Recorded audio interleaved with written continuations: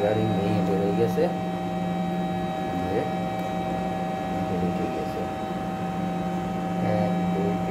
আসসালামু আলাইকুম রহমতুল্লাহ। বন্ধুরা দেখতে পাচ্ছেন এই ভিএসডি সিলারের 204 টন সিলারের একটা পাটের কম্প্রেসার বেয়ারিং বোরাকিন হয়েছে। আমরা এটারে খুলে নতুন বেয়ারিং ফিটিং করব। এটা যে অয়েল ফিল্টার, বেয়ারিংয়ের পুরি অয়েল ফিল্টারে জমা হয়েছে। আরও অনেক বাবরি পাওয়া গেছিল।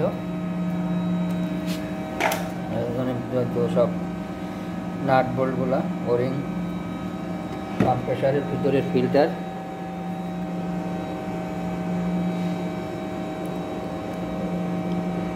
সাকশন সাইডে থাকে ফিল্টারটা।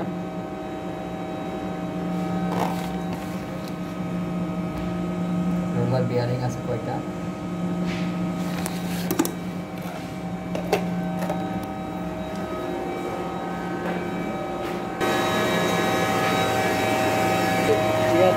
পুরা একটা কম্প্রেসার নিয়ে যাবে না, এখানে কাজ করবো।